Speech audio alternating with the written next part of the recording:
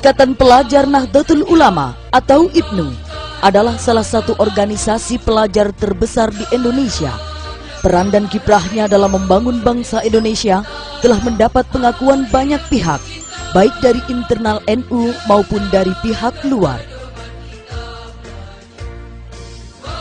IPNU lahir pada tanggal 24 Februari 1954 atau 20 Jumadil Akhir 1373 Hijriah di Semarang, atau bertepatan dengan digelarnya Konbes Ma'arif NU. Pelopor berdirinya IPNU adalah M. Sufyan Khalil, mahasiswa UGM, Haji Mustafa, Solo, dan Abdul Ghani Farida, Semarang. Cikal bakal IPNU berawal lahirnya Samrotul Mustafidin 1936, Persatuan Santri NU atau Persano tahun 1939, Persatuan Murid NU atau PAMNO tahun 1941, Ijtima'ut Tolabiyah tahun 1945, Ijtima'ut Tolabah NU tahun 1946, Persatuan Pelajar NU atau Perpenu tahun 1954, Ikatan Pelajar NU atau IPNU tahun 1945, Ikatan Murid Nahdlatul Ulama atau IMNU tahun 1945, Subhanul Muslimin, dan masih banyak lagi. Hanya saja organ-organ tersebut belum tersatukan secara nasional sehingga corak dan watak gerakannya masih bersifat lokal kedaerahan.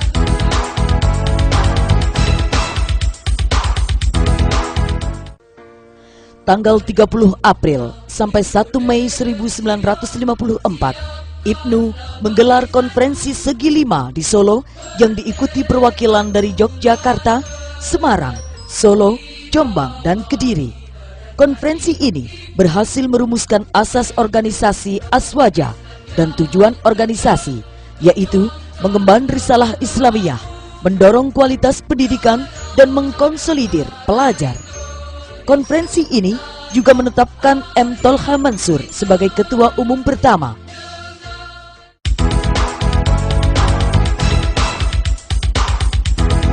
Tanggal 28 Februari sampai 5 Maret 1955, IPNU menggelar muktamar yang pertama di Malang, diikuti oleh 30 cabang dan beberapa utusan pondok pesantren. Pada muktamar ini, sejarah baru tercipta. Ikatan Pelajar Putri Nahdlatul Ulama atau IPPNU lahir, tepatnya pada tanggal 2 Maret 1955.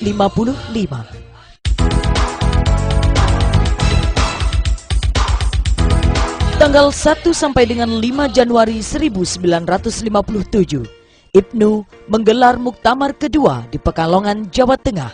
Hasil yang dicapai dalam muktamar ini adalah konsolidasi organisasi, pengembangan cabang-cabang ke luar Jawa, dan pondok pesantren.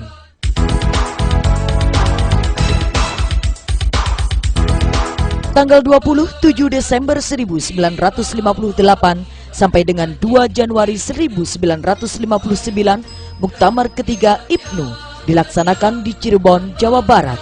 Selain soal krisis politik dan ekonomi nasional, pengembangan cabang masih menjadi prioritas bahasan. Dalam muktamar muncul gagasan pembentukan Departemen Perguruan sebagai embrio berdirinya Pergerakan Mahasiswa Islam Indonesia atau PMII.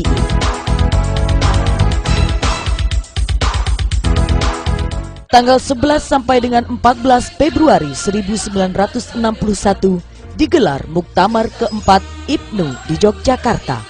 Muktamar ini menghasilkan 9 program kerja dan rekomendasi, pemantapan pendirian PMII, penggantian istilah muktamar menjadi kongres, finalisasi lambang IPNU, dan sebagainya.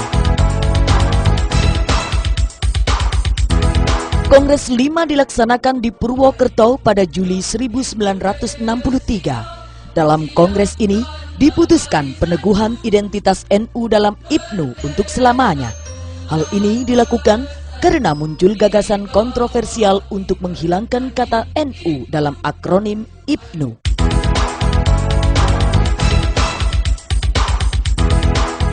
Kongres 6 dilaksanakan di Surabaya pada tanggal 20 sampai dengan 24 Agustus 1966.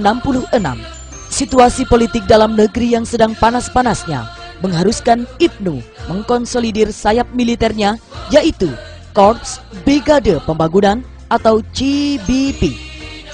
Melalui kongres ini dirumuskan penguatan organ dengan sebutan Gerakan Penguatan Ranting, Perencanaan Pelatihan, Pembinaan Kader, dan Sosialisasi Aswaja. Di samping itu juga memutuskan kantor pusat Ibnu pindah dari Yogyakarta ke Jakarta. Berikutnya, Kongres ke-7 dilaksanakan di Semarang pada tanggal 20 sampai dengan 25 Agustus 1970. Selain berbagai keputusan internal, Kongres juga memberikan respon politik terhadap Orde Baru yang menunjukkan watak otoritarian birokratiknya. Kongres ini juga mengkritisi militerisme, desakan menaikkan anggaran pendidikan sampai 25% dalam APBN.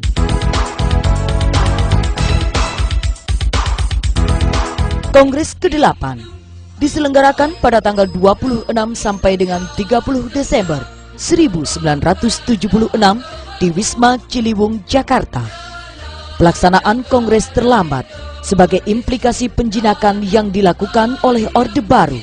Selain penyempurnaan PD/PRT dan perumusan program kerja, pada kongres ini juga dibangun aliansi strategis antar pelajar.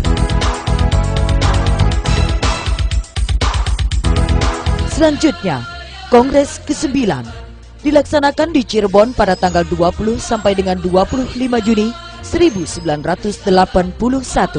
Kongres ini menghasilkan berbagai keputusan penting menyangkut pola program organisasi, penguatan pelatihan, pengesahan pedoman pengkaderan, dan sebagainya. Sempat tersendat-sendat, Ibnu akhirnya berhasil menyelenggarakan Kongres ke-10 di Pondok Pesantren Mambaul Ma'arif Denanyar, Jombang pada tanggal 29 sampai 31 Januari 1988. Kongres ini mencatat sejarah penting, yaitu mengubah singkatan pelajar menjadi Ikatan Putra Nahdlatul Ulama. Langkah ini diambil sebagai upaya untuk menyesuaikan dengan Undang-Undang Nomor 8 1985 tentang keormasan. Melalui undang-undang itu, pemerintah melarang keberadaan organisasi pelajar kecuali OSIS.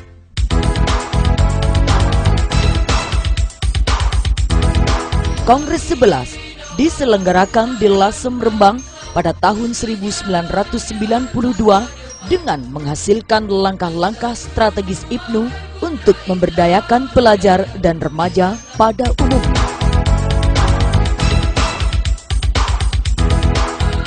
Kongres ke-12 di Garut, Jawa Barat pada 10 sampai dengan 14 Juli 1996.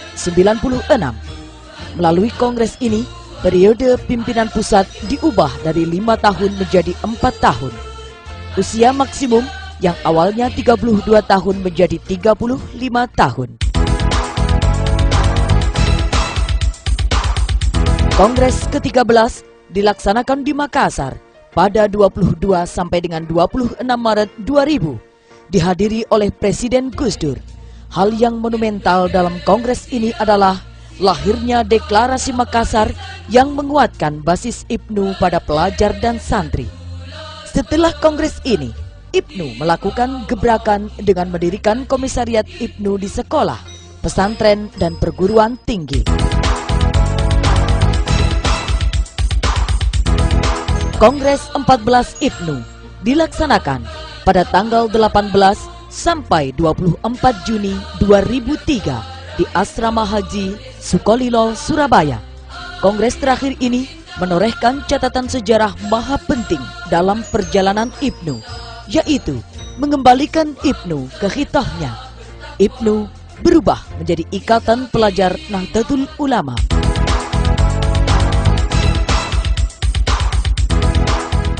Jadi saya lihat ya, PP Ibnu periode ini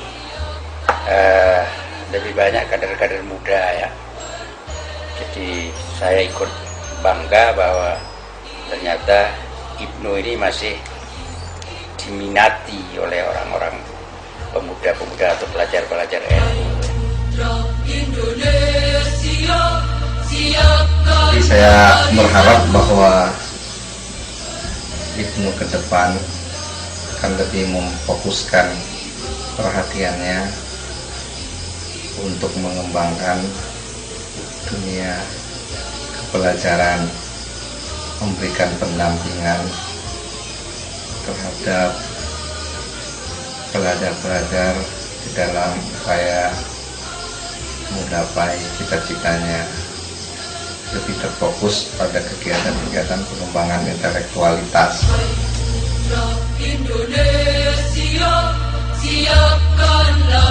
Ini sesungguhnya bisa dijadikan sebagai tempat untuk melakukan pembinaan dan kaderisasi yang lebih maksimal di lingkungan Nahdlatul Ulama.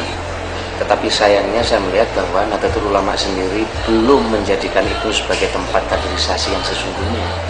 Oleh karena itu harapan saya memang NU ke depan perlu memberikan tekanan terhadap fungsi Banung-Banung.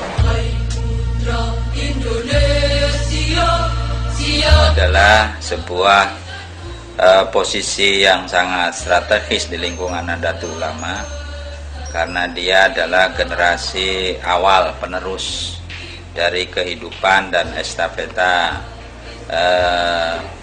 Nahdlatul Ulama.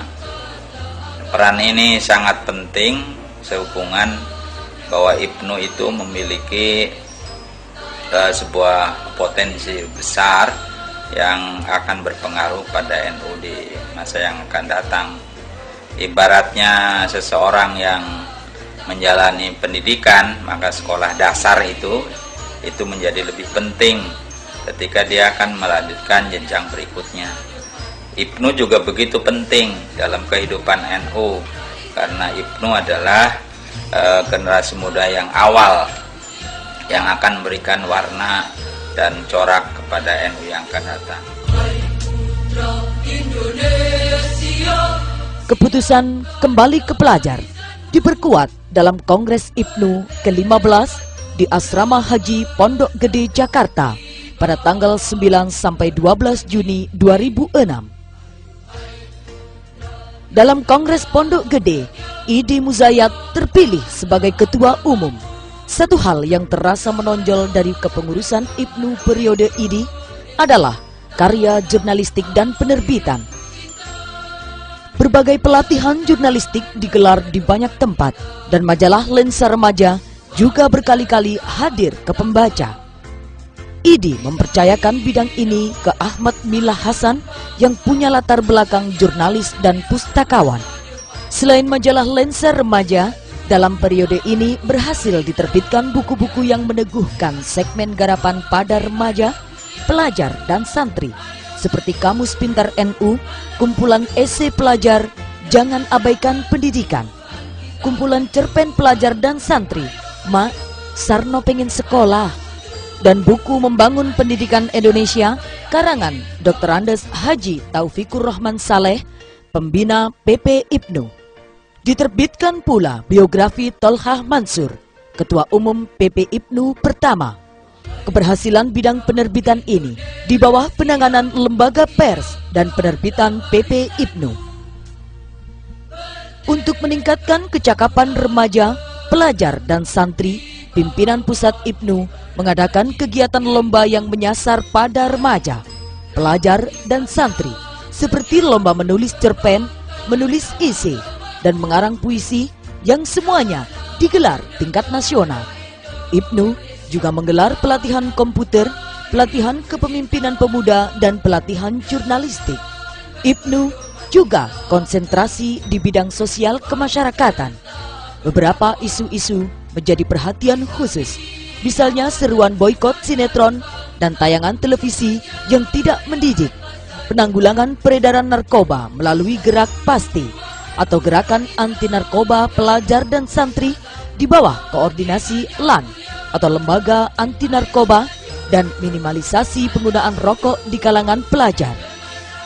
bakti sosial dan lingkungan juga menjadi perhatian. Misalnya, kemah pelajar hijau oleh CBP dan pembagian paket pendidikan bagi pelajar yang tidak mampu. Program lain yang dinilai banyak kalangan mengalami kemajuan adalah pendidikan dan pengkaderan. IPNU berhasil menggelar Makesta unggulan bagi pelajar sekolah umum yang berprestasi.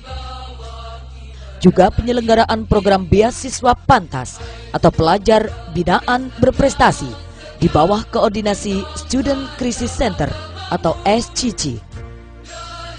Dalam masalah kebangsaan, IPNU juga terlibat aktif mengawal isu-isu nasional. Untuk merespon bahaya yang mengancam NKRI, IPNU menggelar pelatihan bela negara bersama Forum Kebangsaan Pemuda Indonesia atau FKPI dan Dewan Integritas Bangsa atau DIB yang merupakan gabungan OKP lintas agama.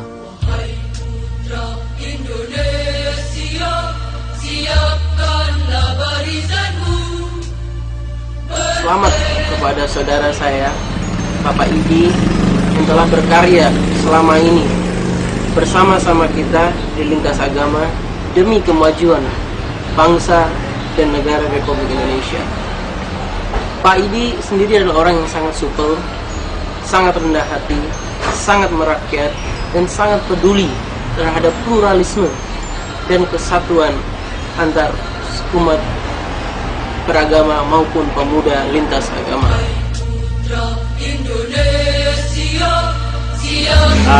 Mengenal IPNU awalnya bagi saya adalah sosok pelajar yang imut-imut, masih belajar begitu, tetapi bertemu dengan namanya Idi Musayyad, kesan itu kemudian lambat laun berubah, walaupun memang Idi ini terlihat masih imut-imut, tapi tidak lagi terkesan sebagai pelajar, karena saya pikir semua mengakui bahwa dalam wacana intelektualitas keseharian kita, dalam forum-forum kita menemukan sosok pelajar yang sudah matang secara intelektual, dan saya yakin betul bahwa kesan ini tidak hanya dimiliki oleh Idi semata, tetapi juga karena proses kaderisasi yang saya pikir berjalan dengan baik di IPNU.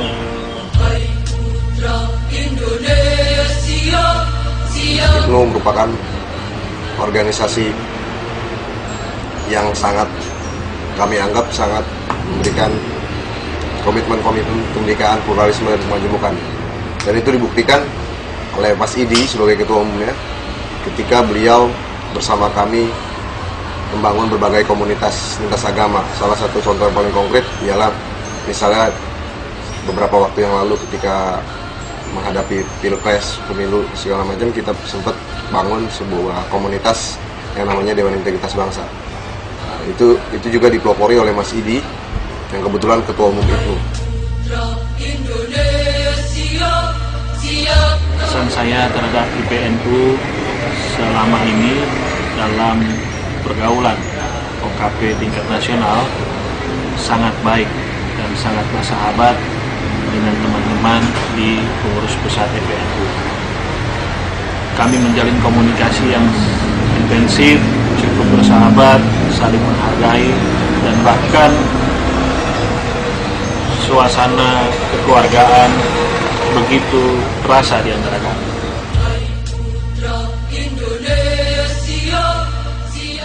IPNU selama ini cukup menunjukkan berbagai aktivitasnya dan menunjukkan karakter yang baik sebagai organisasi pelajar. Dan saya sangat kenal baik juga dengan Ketua Umum Saudara Idi sejak bahkan ketika masih sama-sama di Yogyakarta. Jadi saya tahu betul bagaimana peran dan kiprah IPNU selama ini. Karena itu saya berharap kepemimpinan yang baru nanti juga bisa bekerja sama dengan baik dengan pemuda Muhammadiyah maupun dengan keluarga besar Muhammadiyah.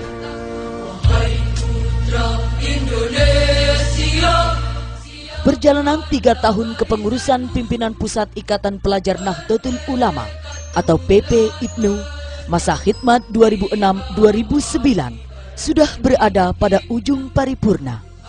Terima kasih kepada semua pihak yang bekerja sama dan sama-sama bekerja sehingga dapat bersama mencipta karya.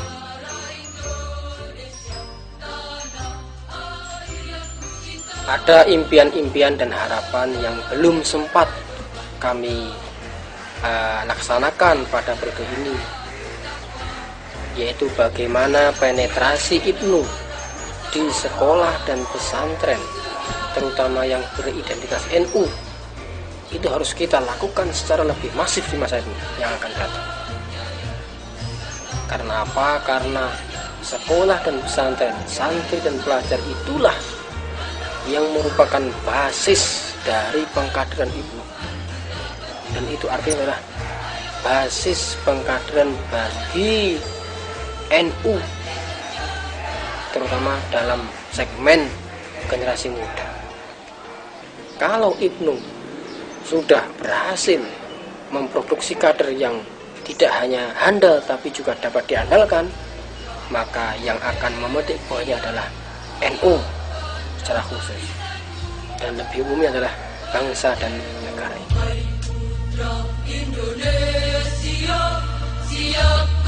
Ibnu harus tetap menjadi organisasi kader, tidak perlu menjadi organisasi massa. Oleh karenanya, maka Ibnu dan IPBN 60% kegiatan total itu harus kepada pengkaderan. Baru yang tersisa 40% kegiatan dipakai untuk sosialisasi dan untuk melakukan pengabdian sosial. Oleh karenanya, maka di dalam kongres ini saya minta ada fokus tentang pengkaderan dan metodologi pengkaderan. Pengkaderan bisa dibagi menjadi beberapa segmen, misalnya yang bersifat umum, ada pengkaderan latihan dasar.